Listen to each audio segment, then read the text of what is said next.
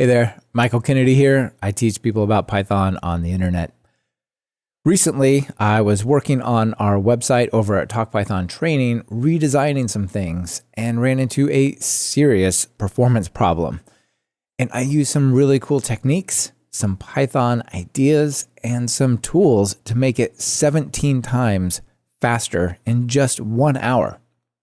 I had such a fun time doing that. It was so rewarding. And I really wanted to try to share that experience with you. And that's what this video is about. We're going to do some freeform live coding and try to recreate that experience to make our website much, much faster. Now, I've already published, I already went through and realized, oh, that would have been awesome to do and record, but I didn't expect that good of a set of results. So we're going to go back, and I've just rolled it back in GitHub, rolled it back in Git, and we're going to just go back through it. I'm going to try to forget everything that I've done. It's been a few days, so chances are I won't remember that much of it. Here's our subject. Over at Talk Python Training, where we have many Python courses you can take, we want to let you search through them. Now, this searching through our courses is not like a lot of other places. It's more nuanced. And so we don't just grab a bunch of results and throw, well, it looks like these courses have some of the keywords you were looking for. Now, each one of these courses has a bunch of chapters. Chapters have lectures. They all have titles. Those are all interesting and common in search, but we also have transcripts for every single spoken word in all 240 hours of our course content. So what we want to do is we want to have a search engine that communicates that in very fine detail. So for example, let's imagine we're interested in, like, say, Flask in Grok. Apparently I've searched for that before. And we get back 2 matching courses. Here you can see we've got this Twilio course. It has this chapter with these 4 particular videos, and they all match the entire thing. So Flask and ngrok appear in both those. This creating the admin backend for Flask, it does have all those keywords, but not in any given lecture. Maybe one talks about ngrok, one video does, and then another video talks about Flask. And so this chapter matches, but there's no details. Similarly, these are some exact matches. These are some imperfect matches. Same with this 100 Days of Web course. So this is a pretty unique type of search experience. And I wanted to come up with this for everyone. You can see it's incredibly fast. If you go to the server and you measure the time that takes, it takes about 40 to 50 milliseconds. The actual search takes, 5 milliseconds to get these courses and these lectures have matches, but then we've got to construct this relationship and pull in the transcripts and the details and all those kind of things. So to do all that takes about 45 milliseconds. But this is the finished version. When I first did that, it didn't look that way. We can come over here and let's look at the version I've rolled back. You can see this one's on localhost here. So let's search for Flask and Grok again. That was pretty fast, right? In fact, let's go turn on some network tools here.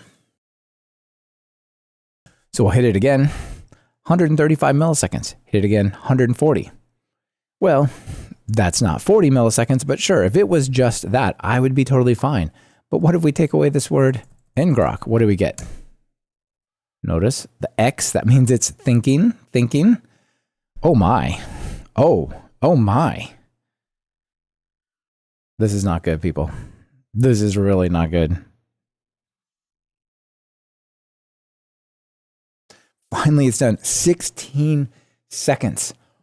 Oh my goodness. So what's going on here? Well, look, if we get rid of this thing for a moment, there's a ton of results. There's so many results. There's, what did it say, 27 courses, but each of those courses has lots of chapters and lots of videos and transcripts that all match these things. Oh my goodness. Now, there are websites that work like this. Like, for example, if you go to read the docs if you go over the details for Flask, if I want to search for a view, look at it. It's searching. Oh my goodness. Look at it go. You can see the scroll bars kind of cranking up there. It's still searching. This is horrible. Oh, there's only 46 pages and it did that. Like, we've got 5,000 pages, and okay, ours took longer, but we want this experience. Like, even if we put just Flask, let's take away ngrok, we'll put Flask, we want near instantaneous response, right? Basically transferring all that HTML back takes a little while off the server, but it's much, much faster in the final version. And so I know we can do better. This 16 seconds here, this is ridiculous. I mean, maybe it works for sites, some sites out there, but as far as I'm concerned, if this is over tens of milliseconds, it's a problem. It shouldn't be necessary. With Python, we can make it incredibly fast. But there's some problems with our code, and I'm not really sure. Certainly when I did the first time around, I was not sure where the problem was. Is it a slow database query? Is it, I don't know, where else is it? Is it in building this hierarchy? So let's go through this and try to make it faster. I know that we can because we did it before, but how do we figure out where to get started? So we're going to do two things. We're going to use a profiler, which will give us some hints, but it turns out actually using our database directly and looking at basically the log of the database in some sense, that's really where the magic is going to be. So we'll see that there are certain things that are happening here that just make zero sense. All right, let's jump over to the code. So here we are deep inside the Talk Python training website. I'm not going to show you the whole thing. There's actually parts of it I don't want to make public, but I'll give you a quick tour of how it's organized. This is a very large project. You wouldn't really necessarily pick up on that from the outside, but it does a ton of different things. It's an e-commerce site. It's a online app that lets people go through courses. It's got APIs for the mobile apps. It's got a bunch of reporting. It's got its own CMS. It's a ton of stuff going on here. The parts that we need to pay attention to are one section of this controller, which is our search controller. This is the thing that is taking the request. Here, somebody's, if we do a post, we'll just redirect it to a get so you can link to it if you want. And then we're going to take in with this thing called a search result view model. It's going to pull all the data apart, calculate some of the results based on using some other parts of the site, build those up, and then just return the details, which get rendered to HTML. That part, super fast, so we don't really need to worry about that. And here, you might suspect some problems. So we've got over here, we've got this idea of breaking up parts of our site into different categories. And here we have our search controller. I'm going to work with that. And our view models correspond to the different views within each one of those controllers. So we're going to look in this search results view model that's being used right here. Now, the first thing I want to do is apply some kind of profiler to this. Now, it turns out this is not at all as straightforward as you would think. So if I apply a profiler, PyCharm comes with a great profiler right there. I just push that button and it will go. If you don't have PyCharm, you can just use cprofile from the command prompt from the terminal and profile your code in the exact same way. So let's stop this and try again. So we'll profile that. So let's go over here and just search for Flask and Grok. Let's not overwhelm it. They're kind of slower when the profiling's on anyway. So let's go with this.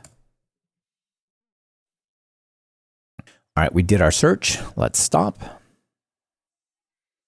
And fantastic. We got a bunch of information here. What we want to look at is not what's called own time. This is where just how much time was spent in a single function, not considering what it's calling, but we want to say the total overall time. But if you look, there's all this web stuff here. There's serve, built-in, load, get WSGI app, all kinds of things. Do you see anywhere in here our search stuff? Do you see the call to the view? There's some stuff about loading up and inspecting the error. Okay, so this is something that drives me crazy. And one of the things I wanted to highlight for you all, when trying to profile web apps, so often what happens is the overhead and all the extra stuff to get the website even started often just completely overwhelms the timing of what you're trying to work with. So let's take a step back and go, okay, that didn't work. That did not work very well. Let's try again. So what we really want to do is I just want to profile this, like literally that bit of code. So what I'm going to do is I'm going to create a separate program. We'll come over here and I'll just add a new file called profile this, something like that. And it's going to have a main method. Let's just say we want to do that. It's not going to work because we grabbed the details out of that class. So we're going to have to fix up a few things. This works with or without a user. So we're going to say there's no user. And in terms of requests, we're just going to pass in some, I think actually we can just pass in nothing for the request in this case. This merge dictionaries, this passes in the details of like what came in from the form and what came in from the URL. And so we can just fake this out and say the ID is going to be, and this is the text that's being searched for. So Flask and I think it's like this, ngrok. We can go back to the URL and look like it's that right there. Okay. So that'll simulate the request coming in, and then we'll build the results. And then let's just print out vm dot, turn this into some kind of message we can read. Now this looks like a great idea. Let's go ahead and run it and see what happens. Crash, no connection to MongoDB. MongoDB is our database we're using, was found. Was configured. Rats. So we've got to do some kind of setup. And let's actually over here and make this its own method. Let's call it run it, because we need to do one other thing and try to split those into two pieces. So we have this utility function that we can call from different scripts and tools that will actually let us initialize the database and everything as if the website was getting properly started up. So let's run this one more time. Takes a moment. There are some great thing here. That is cool, but not what we want. We really wanted the count, so we'll do len. But look at that, it's working. There are 2 courses found. And if we go back to what we were looking at, that looks right. There's this Twilio course, and there's 100 Days of Web course. Yeah, perfect. Let's profile this. All right, this has so much less overhead. Let's profile it. Click there. Go back, forget that on time. That's meaningless. Here we go.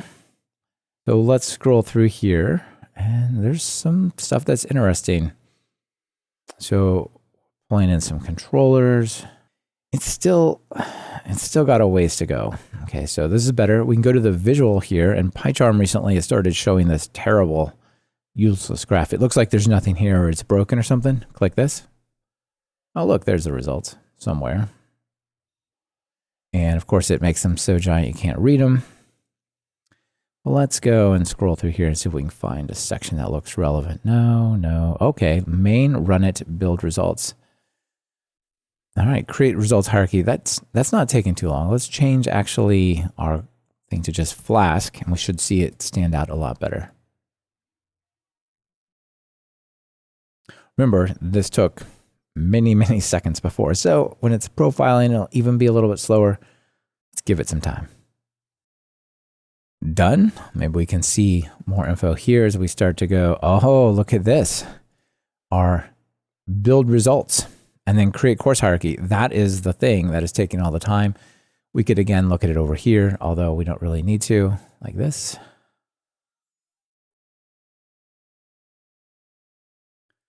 Okay, so now we have get course by ID is taking 500 milliseconds.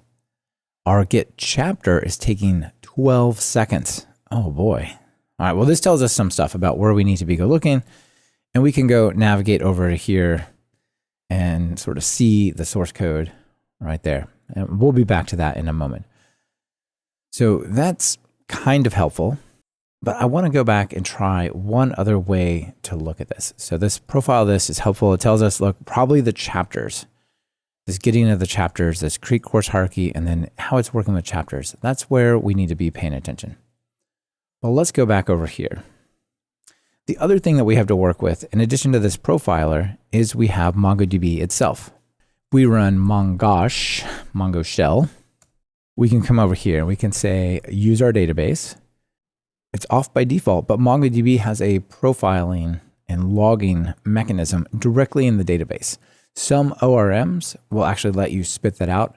The one that we're using doesn't have great, reliable results there. So we're just going to go straight to our server, connect to it, and ask it to log all the queries. So what we can do is every time reset. So turn off profiling, delete all the data, and then set it to 2. It can be 0, 1, or 2. 2 is log everything. 1 is log slow things. There's actually no slow queries. There's just lots of them, so this wouldn't help. So we need to log everything. And then we can run this query here that kind of limits all the busyness of what comes out and just says, show us all the results in your logging. Right now there are none, but let's do this again. Let's go over here and search. Now if we ask again, look at this. Okay, that is a lot of queries. Want to try the Flask one? Here, let's reset it. Empty again. Let's try the Flask without ngrok. Again, we wait 16 seconds or so. Wow, that is slow. But let's ask what's going on here. Look at this. We're going to find, doing a query for a chapter with this ID, a chapter with this ID, a chapter with this ID. Oh my goodness. And this ID hack just means it's looking by the primary key. So don't worry about that. Nothing wrong there. And it says type it for more, as in iterate. The cursor, more chapters, more chapters, more chapters. Okay, I think there might be a problem. Do we need to hit the database this many times? No. Notice they're all fast. If we turned on, like, show me the slow queries, that's 0 milliseconds, that query. It's not going to be a problem. It's just, look at that. Many, many, many of them. So let's go try to work on that. Let's start there. So we'll go over to our search results section. I'll put this away. All right, so this is really what we're working with. So we got this perform search. It turns out this is incredibly fast. Like I said, a couple milliseconds, even for this Flask one, no problem. This just logs into our analytics. Hey, somebody searched for this thing, so that if it keeps showing up over and over, maybe we didn't clearly communicate that, or maybe there's a ton of interest in something from our users that we don't know about, and we could do some cool reporting on that. This just breaks all the results into their courses, chapters, and lectures, right? Lectures, videos, it's just so we can treat them differently. So there's nothing really going on there. This one, this is where it's at, as we saw from our previous profiling. So we're going to do a couple steps here. Look at this. We're going through each search result, and we're getting the course. How many times? And the last time we were calling that 27 times. So we're going to the database 27 times. That's kind of nuts. But for each 27 times, we're going and saying, well, let's get the chapters from the database as a list, and then we're going to work on them. So for each one, we go and get the chapter by ID. That's why we're seeing this over and over and over and over and over again. Whew. Okay. Well, what could we do better there? We could go and get all the chapters in one database query. Sure, it'll take longer, but it's way faster than doing 50 or 100 or however many database queries separately that is. So what we're going to do is we're going to actually go and create a slightly different structure up here. We're going to say we want to create a little in-memory dictionary that is kind of a list of all the chapters and all the courses. We'll try to do this. We can do it up here. So we're going to create this thing called a chapter lookup. It's going to be a dictionary of given the ID over to a chapter. And how are we going to get it? Well, let's do a dictionary comprehension. Our database has this get chapter by ID. If we go over to it, it's a Mongo engine query. Give me the first one where the primary key matches, which is just going to be 1 or none. But it also has one plural by IDs, and you get a list of them. So we're going to just switch to using that. So first thing we want chapter IDs. Is going to be a list comprehension. So what we have to work with here is we have these chapter records, and these are search results. They come back from the database there, and they have an item ID. So what we're going to say is for CHR in this, we want to get out item ID. This will give us all the IDs, and then we're going to go and just get all the chapters. So we'll say chapters are going to be course service. So just a place where we've grouped all of our course related queries. Get chapters by IDs. And what are we going to pass in? A list of chapter IDs. If we really wanted, we could inline this expression, but I think this is going to be good. And then we need to be able to quickly access these. We don't want to go and say loop through the list each time. It's like 1,000 times faster if we can look up by ID in a dictionary than if we have to go through a great big long list.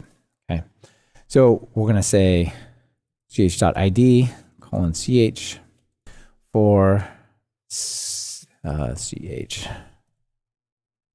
in chapters, and we could one line that, I suppose.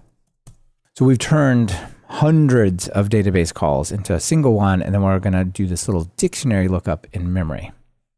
And let's change our little query, this chapters for course, instead of going, love to the walrus operator right there. Instead of for every time we're given an ID, we go to the database, we've already gotten that in one single query. And we're just going to say, go over here and say .get. Because it comes from the records that we did the query against, everything should be good, but you could check to make sure that this thing is not none. Let's just go and run it. Let's see how that works. So did it make any difference? Back over to this. Let's search for Flask. Wow. Wow. Okay. Let's do it again. 3, 2, 1, go. Done. That went from 16 seconds to, what is the final number here? There's still a lot of room for improvement, but I mean, that feels pretty good, doesn't it? Half a second, 16 seconds to half a second. How did we do that? We looked over into our database and we saw there's a ridiculously insane number of separate calls, all of which are very fast, over to get the chapters. So we said, well, the reason is for each course, for each chapter, we're doing a database call to get it separately. So let's do that in one single database call. We could apply the exact same assessment for the courses. Now, there's only 27 courses in that result versus hundreds of videos. So it's not as big of a bonus there, but let's do this. I'm going to basically do the same thing, but change chapter to course. All right, course IDs. Let's call this course result in course records. We get our courses, get courses by IDs. I think that does exist. Sure does. We also say load chapters is false. This is a sort of building up of the document across tables if you need to. And the course lookup is going to be an int course, and we'll just say C ID for C in courses. So then down here, when we want to loop through the course, in fact, I don't even think we need this lookup here. Let's just change this to go for course in courses instead of all this. Perfect. So now we've taken that other call, which if you could see through the chapters, you can see like there was a call to courses where the ID was 18, and there's 26 others of those. Let's run it once again. Look at this. 198 milliseconds. So much better. We did our Flask ngrok, 43 milliseconds. And there it is. Let's go back to MongoDB and just make sure everything's looking better. So let's delete our profiling, just see that it's empty. Do this database call again. Now what do we get? We get a command. This one is some other operational thing. Give me the chapters where, look, there are all the chapter IDs, and give me the courses where it's one of those two course IDs. Done. And if we go back, and I guess you might want to see it for the most egregious case, just the straight Flask one, should be the same number of database calls, just a little more complicated, right? So here we have, these are all the chapters. Give me all of them where they are in that set. Give me all the courses where they're in that set. And then we build them up without going back to the database. Incredible. So what did we do? We looked at the regular Python C profile. So that gave us some hints, but really, I didn't find it that valuable. So, well, let's just look in the database. We saw an egregious number of queries for a bunch of chapters. And if that chapters weren't busying it all up, we would see a whole bunch of queries for courses as well, like, the 27 separate queries. We said, well, why is that happening? That's happening because we're just looping over the results, and each time we get to a result, we're asking for it from the database. And then we're asking for its sub-details, like chapters for courses. So instead, we said, let me use this to build up a list of integer IDs, and then use this other query, again, very similar. Just instead of saying ID, you just say ID is in. We're going to use this other query to get all the chapters all at once. Same thing for the course. Get me all the courses by those IDs without their extra details. We did the same thing here. It was already there though. For knowing what courses you own, the reason that matters, I'm not logged in here so you wouldn't see it, but if I owned this course, it would, instead of just having go enroll, I could click here to play this one or play that one instead of just, know that it exists basically. And that was it. We just made some real clever uses of dictionary lookups. We converted the queries from many small queries into one bigger query that still is raging fast. I'm not sure how long that query that just goes to the database was fast. So like for this one, that gave us all those courses, 0 milliseconds. The one that gave us all the chapters, 1 millisecond. So what is that? Here's 3, 4, 3, 10 milliseconds of database time. We didn't pay a big price for that, but we got huge benefits coming back. So that was it. So there you go. Hopefully this gives you a lot of ideas on how to make your code faster.